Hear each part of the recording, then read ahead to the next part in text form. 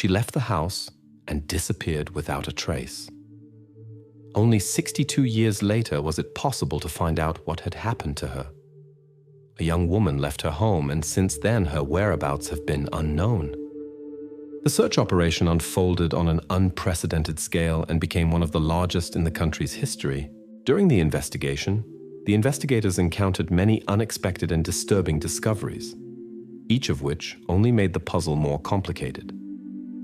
Years passed, generations of investigators alternated, but the case remained unsolved. It became a kind of legend in criminology, a symbol of an unsolved mystery. And now, after 62 years of persistent search and investigation, the investigators finally managed to lift the veil of secrecy and find out what actually happened to the missing woman on that fateful day. Candy Rogers was born on the 18th of July, 1949 in Spokane, Washington. Her birth was the only one for the family, but shortly thereafter her parents divorced. Despite the divorce, Candy's father remained living nearby, which allowed them to see each other often. Candy grew up cheerful and energetic. She loved spending time with friends outdoors, enjoying nature and playing with her beloved dog. Candy especially dreamed of joining the Campfire Girls organization. This was a popular association at the time, similar to the Boy Scouts but intended for girls. The participants learned useful skills, went on hikes, and spent happy time together. In 1959, when Candy turned 9 years old, her dream finally came true. She became a member of this organization. One of the participants' tasks was the distribution of candy. The management regularly gave them boxes of sweets that the girls were supposed to offer to residents of surrounding houses. On Friday, the 6th of March, Candy was supposed to do this after school. After school, she came home, ate lunch, played with the dog, and then around 4 o'clock took about 8 boxes of candy with her and went outside. Candy's plan was simple: to go around the nearest houses and offer sweets for purchase to the neighbors. Other girls were also supposed to sell in this area, but they had divided the streets among themselves in advance so as not to interfere with each other. When several hours had passed and Candy still had not returned, her mother began to worry. Candy was supposed to come home by 6 o'clock, but this time she was late. Considering that it was already getting dark outside, the worried mother decided to go looking for her daughter. Candy had vanished into thin air. The grandfather searched the entire neighborhood, but his granddaughter was nowhere to be seen. Gradually, family, friends, and neighbors joined the search efforts to help. Despite all efforts, however, no clues could be found. Finally, Candy's mother decided to contact the law enforcement authorities. By this time, it had already become dark, and concern about Candy's fate was increasing. The law enforcement officers immediately joined the search and began questioning the residents. It turned out that Candy had sold only 1 box of sweets. This indicated that something might have happened shortly after she left the house. However, one resident claimed to have seen Candy around 6:30 on a side street. This seemed strange, since Candy's mother was already looking for her daughter at that time. The grandfather also shared an interesting observation. When he was looking for his granddaughter on the same street that the witness had spoken about, he was almost hit by a car that drove by at high speed. The driver even drove over the curb. The grandfather could not make out the license plate, but remembered that it was a green Ford from 1953. The investigators issued a search for this vehicle, but could not find it. An hour later, around 9 o'clock in the evening, they discovered several boxes of sweets scattered by the roadside near a bridge. It was obvious that the boxes belonged to Candy, and this find only heightened the general concern. The law enforcement forces concentrated their search on this area and began to comb both banks of the river together with a small wooded area on both sides. The search lasted all night, but remained fruitless. In the morning, news of Candy's disappearance appeared in the local newspapers, and soon, media throughout the state were reporting on the incident. In 1959, the sudden disappearance of a person near their home was an extraordinary event that occurred extremely rarely. The townspeople had not been confronted with such incidents for many years, which is why the occurrence triggered deep concern throughout the entire population.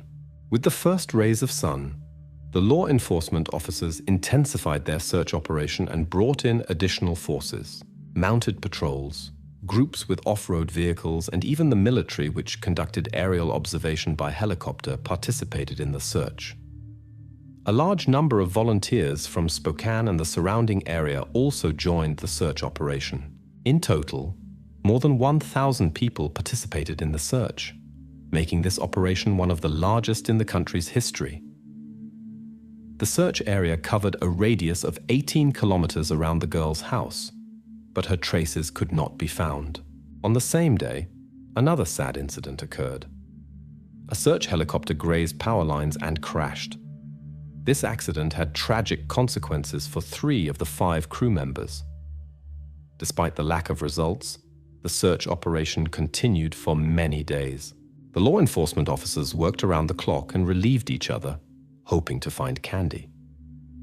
In the first days of the search, the investigators received about 750 tips about possible traces. Each one was carefully checked, but unfortunately none led to a breakthrough in the investigation. A little more than 2 weeks later, 2 soldiers from a local base went into the woods west of Spokane. During their walk, they noticed a child's shoe on the ground, which immediately reminded them of Candy's disappearance. Many of their colleagues had participated in the search for the girl, so this story was on everyone's lips. The discovery was immediately reported to the investigators, who showed the shoe to Candy's grandfather. He confirmed that it was indeed his granddaughter's belongings. Thereupon, extensive search operations began in the forest. Soon after, one of the officers discovered Candy in the bushes, covered with pine branches. The experts determined that the girl was not breathing. They concluded that the cause of this was, in their opinion, suffocation caused by a piece of fabric from her own skirt. Traces were found on the girl that indicated she had been held against her will. However, no devices for forcible restraint were found nearby. In addition, there were signs that Candy had been treated inappropriately. Nearby, they found a green car seat cover, but its connection to the incident could not be established.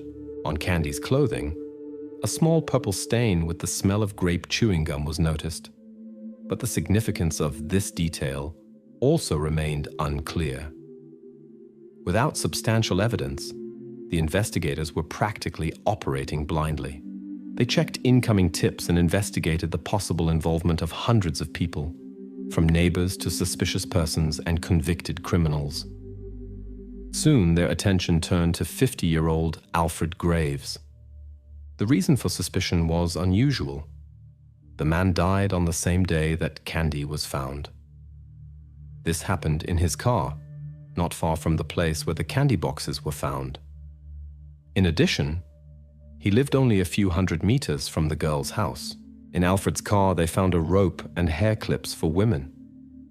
When searching his apartment, numerous newspaper clippings about crimes against women and girls were found. It turned out that many women accused him of inappropriate behavior, and his wife even suspected him of involvement in Candy's disappearance. Despite this disturbing chain of facts, the investigators could not find convincing evidence of Alfred's connection to the incident. They hesitated to clear him of suspicion, but it was also not possible to confirm his guilt. The investigators continued their investigations and examined ever new suspicious persons. Several months after the incident, they had an impressive list of names that extended over several pages. The law enforcement authorities checked each one thoroughly, but each time found no convincing evidence of involvement. Later, another person attracted the investigators' attention: Hugh Morse, who was arrested in 1961 for a series of offenses.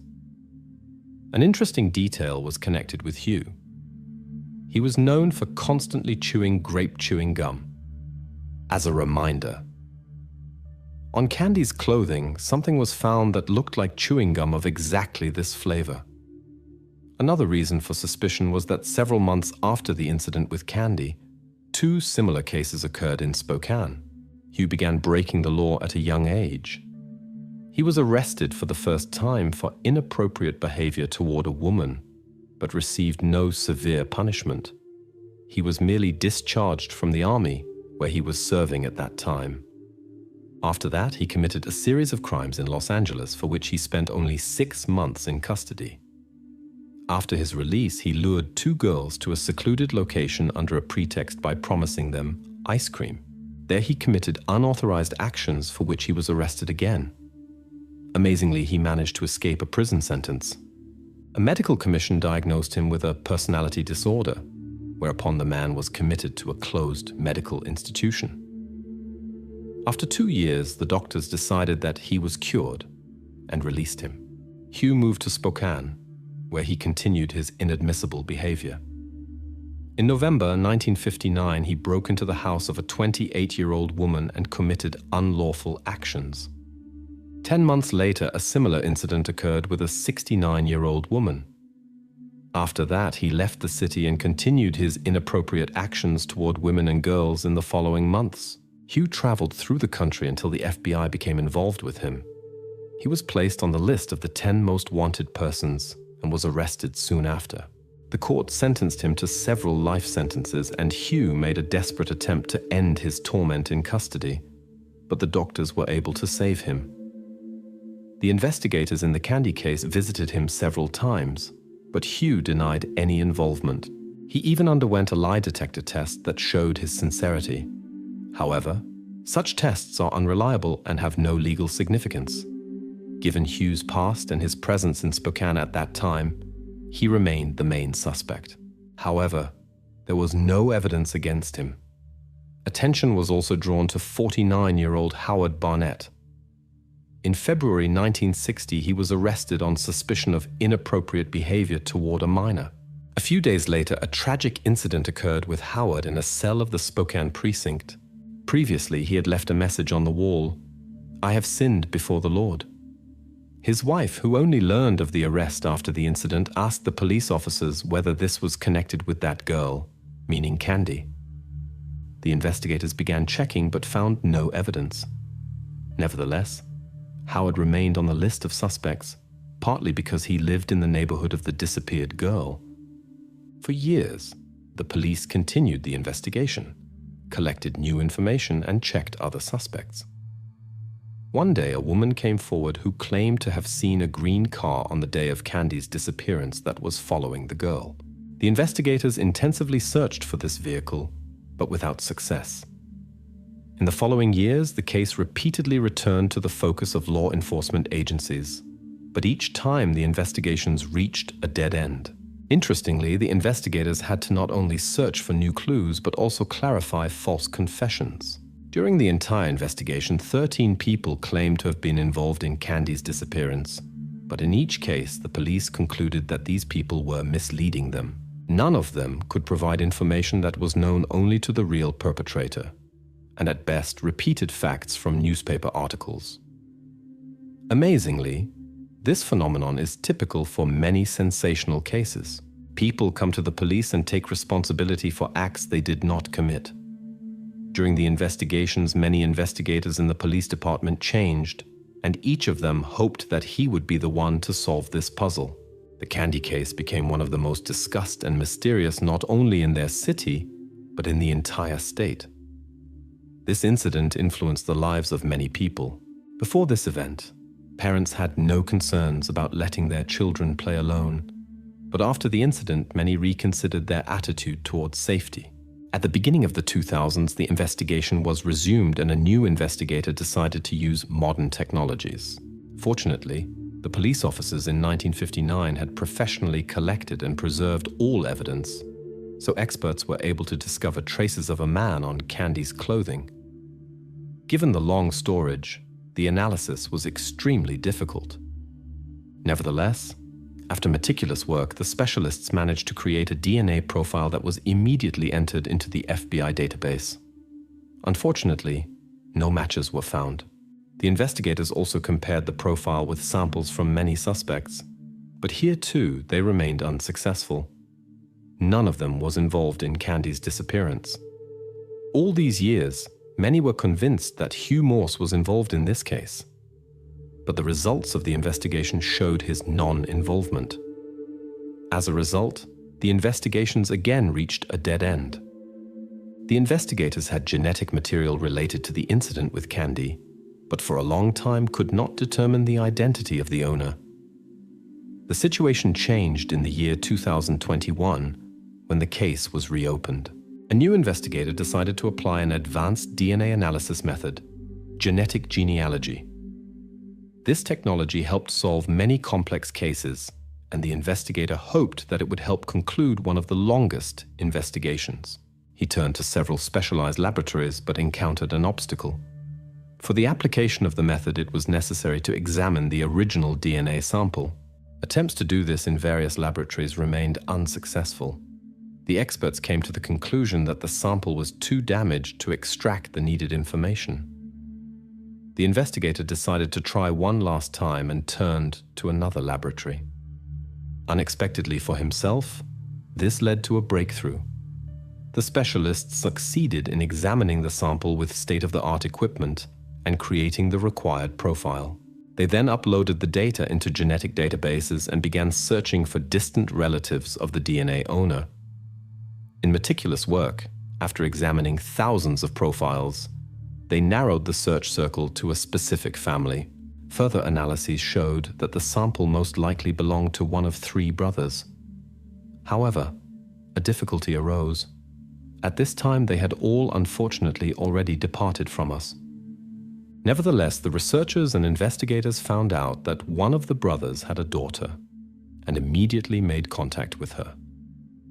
The woman was shocked about the assumption of her father's possible involvement in the incident with Candy.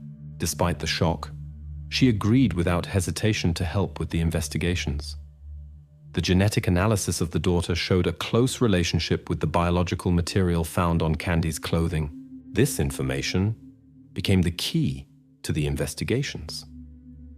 Armed with new insights, the investigators turned to a judge to obtain permission to examine the grave of John Hoff, the woman's father. 6 decades after the incident, they succeeded in establishing the identity of the person involved. John's DNA analysis matched completely with the previously found evidence. Interestingly, law enforcement had many theories all these years, but John Hoff was never among the suspects. The investigation of his past revealed his involvement in other wrongful acts. At the time of Candy's disappearance, he was 20 years old and lived near her house.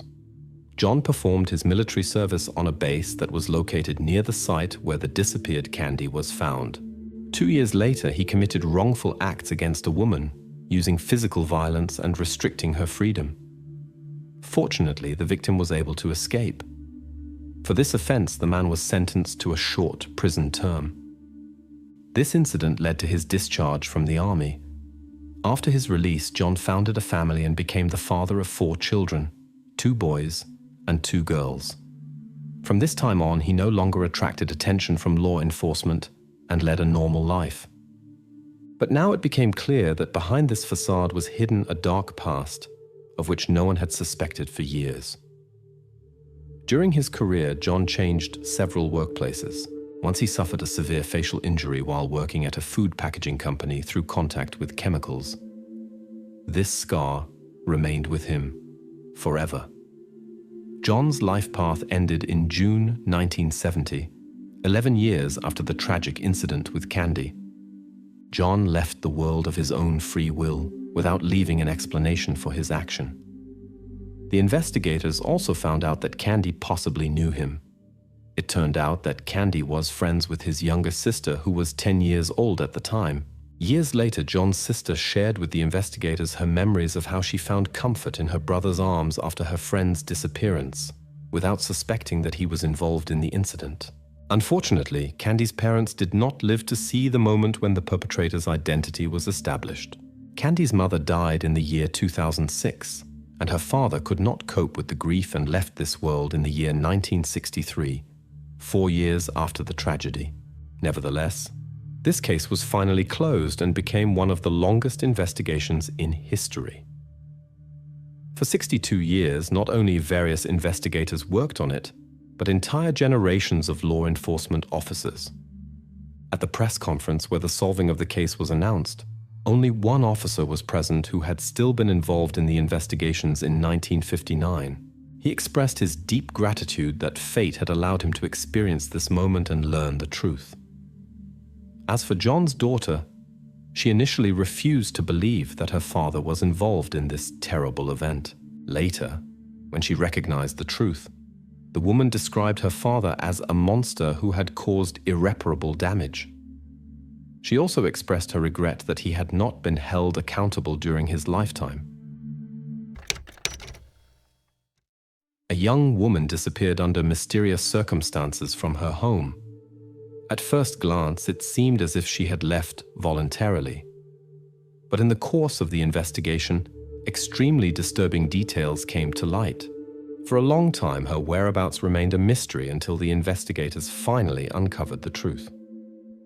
However, this turned out to be only the prelude to a much darker story. Heather Church was born on the 7th of July 1978 in the small town of Black Forest in the US state of Colorado. Later, her parents had 3 boys, and Heather helped take care of them from an early age. She was energetic and cheerful, had many friends, and loved spending time with them. Heather also enjoyed playing the violin and was an excellent student. When Heather was still very young, her parents decided to separate. She and her brothers stayed with their mother, while their father moved to Colorado Springs. Heather suffered greatly from her parents' separation, but tried to maintain contact with her father. After this event, she had to spend even more time caring for her younger brothers. On the 17th of September 1991, Heather stayed home to look after her younger brother. Her mother had taken the other 2 children to a scout meeting and planned to return in the evening. While waiting for her sons, she decided to call home to check the situation. Heather told her that she and her brother were watching television. Although it was already time for the little one to sleep, the mother allowed them to finish watching the program and asked Heather to put her brother to bed afterward. She also announced that she would be back around 10 o'clock.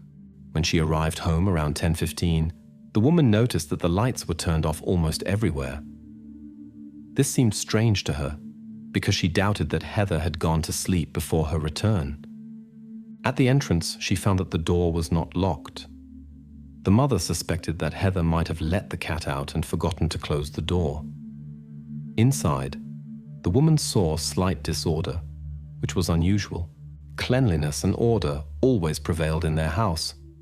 The children did not leave things lying around and cleaned up after themselves. But now everything looked different. For example, a chair in the kitchen was overturned and leaning with its back against the table. Some objects were not in their usual place. When she looked into her youngest son's room, the woman saw him sleeping in bed. Then she went to Heather's room, but no one was there. Given the late hour and the fact that Heather was supposed to be looking after her little brother, her absence seemed strange. The mother searched the entire house, but without success. She called Heather's friends and their parents, but no one had seen her. The woman searched the surrounding area, but Heather was not to be found there either. The mother then decided to notify the police. She also called her ex-husband, who immediately set off to join them. The news of Heather's disappearance spread quickly among family friends, and many came to help. Some people stayed with the mother in the house. Others drove off in cars to search the streets. Their house was located in a remote area, surrounded by fields, country roads, and scattered forests. Due to the approaching darkness, the search in the surrounding area was made more difficult. When the police arrived, family friends and neighbors had already gathered in the house. The investigators spoke with the mother, took a photo of Heather, and noted her characteristics. Initially, the mother mentioned a blouse, but later found it among the things in the house. When going through Heather's wardrobe, she noticed that only a Mickey Mouse t-shirt was missing. The younger brother, whom Heather had put to bed, also did not know where she had disappeared to. He only woke up when the mother returned. The police only began the active search the next morning. A large-scale search operation was organized around the house, extending over several kilometers. Most of the neighbors were also questioned. Meanwhile, experts examined the house to find something important. The task was made more difficult by the fact that many people had been there on the evening of the incident. Ultimately, there were no significant findings. At a certain point, the mother wanted to clean up in one of the rooms but was prevented from doing so. It was explained to her that this could blur possible traces. That's when something interesting occurred to the woman. When she was searching for her daughter in the house, she noticed something strange. The insect screen on one of the windows was incorrectly attached. At the time, she attached no importance to this, but for the investigators, it became an important detail. The experts examined the window closely and discovered several prints on the frame of the screen. These were compared with the prints of all house residents and guests of the evening. There were no matches. If one previously thought that Heather might have left on her own, now it was seriously suspected that she might have been taken against her will. According to the police, someone could have entered the house through that very window and then left the house with Heather through the main entrance. Experts with tracking dogs were called, who picked up a trail. But here, an unexpected turn awaited the investigators. Originally, they thought the perpetrator had led Heather out of the house and taken her away in a car. But the tracking dogs practically refuted this theory. They picked up a trail from the front door to the street and then to a small pond nearby. The police had already examined this body of water before, but noticed nothing conspicuous. After the dogs led there again, experts conducted a more thorough examination, but found no clues this time either. In the following days, the investigators received a series of reports about suspicious incidents, but these all proved to be useless. For example, they were told about a strange car that followed a school bus, as well as an unknown vehicle that stopped several times near the local school. The investigators checked all this information, but could find no connection to Heather's disappearance. The first serious suspect in this case was Heather's father, Michael. His ex-wife told the police that he could sometimes be quite strict with the children and might react excessively harshly to misbehavior. The woman emphasized that despite his quick-tempered character, he sincerely loved his children and they all had a good relationship with their father. The investigators decided to speak with Michael, and he told them where he had been on the evening of the disappearance. After work, he had been at the gym, then at church, and finally driven home. There he had talked on the phone with a friend for a long time until his ex-wife told him the disturbing news about his daughter. The law enforcement officers checked this information and convinced themselves of its accuracy, after which they no longer considered the father to be involved in the incident. Several days after the disappearance, the investigators could not find an important trail. They continued the search together with hundreds of volunteers. People searched streets, fields, and forests, but without result. Only a wristwatch and a few bills were found on the ground, but their connection to Heather's disappearance could not be confirmed. On the fourth day, helicopters joined the search, but that did not help either. Family acquaintances and other committed people distributed more than 10,000 flyers in neighboring towns, and Heather's parents appeared on local television with a call for help. A wealthy acquaintance even offered a reward of $10,000 for any information, but that brought no results. The police also tried to find matches for the fingerprints found on the window with the national database, but without success. Later, the investigators received several more tips, but they all proved to be dead ends. Finally, the investigation stalled for several years, until on the 16th of September 1993, an unexpected breakthrough occurred. One day, a hiker who was wandering through the forest about 50 kilometers from Heather's house discovered something disturbing on the ground. He immediately reported it to the police. The specialists who arrived quickly determined that the find could be connected to a young person. They gathered information about missing persons in the area and soon came across the case of Heather Church. After a data comparison, the experts received an exact match. Further investigation showed that something terrible had happened that was connected to a head injury. When examining the discovery site, the police found 2 children's pajamas. Photos of the clothing were shown to Heather's mother, but she did not recognize her daughter's things. This led the investigators to think that the perpetrator might also be involved in other incidents. However, this find did not bring the police closer to catching the culprit. They now knew the sad truth about Heather's fate, but there were no new clues. The investigation stalled again for 2 years. In the year 1995, a new sheriff was appointed in the police department. When reviewing unsolved cases, he decided to focus on the Heather Church case and assigned an experienced investigator. He immediately noticed that the previous team had only entered the alleged perpetrator's fingerprints into the state database and the general FBI database. However, there was a catch here. Each state kept its data separately without sharing it with others. In the states and neighboring Canada with which they worked closely, there were no fewer than 92 different databases for fingerprints. This made the search and exchange of important information between the various regions considerably more difficult. The investigator decided to send a sample from the church house to each laboratory. He sent the prints and waited for the results. After 10 days came the long-awaited breakthrough. He was told that there was a complete match. The traces belonged to Robert Brown, 43 years old. This name was well known to law enforcement agencies in several states. He had been prosecuted multiple times for car theft and burglaries in California and Louisiana. The investigators immediately checked where he had lived at the time of the incident with Heather.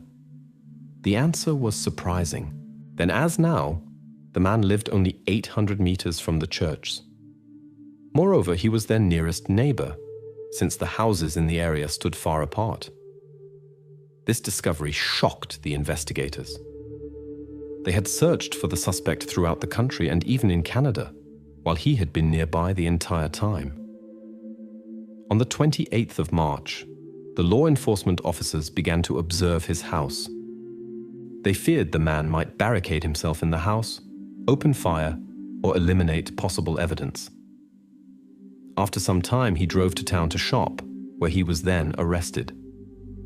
It was remarkable that he behaved very calmly during the arrest. Even during questioning, Brown showed no signs of nervousness. During questioning, he answered calmly and denied ever having been at the church. The man also insisted he had nothing to do with the incident.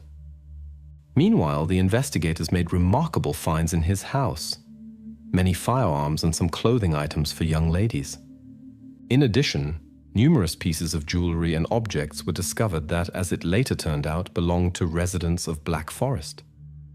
It emerged that Brown had been breaking into his neighbors' homes for a long time, unnoticed by the police. When examining his past, the investigators came across interesting facts. Robert grew up in a large family, dropped out of school and went to the military. He spent more than 6 years in the army and was stationed in Vietnam and South Korea. In the year 1976, he was discharged for drug use, after which he changed several inconspicuous jobs in various states. The man was married 5 times, and each marriage ended in divorce.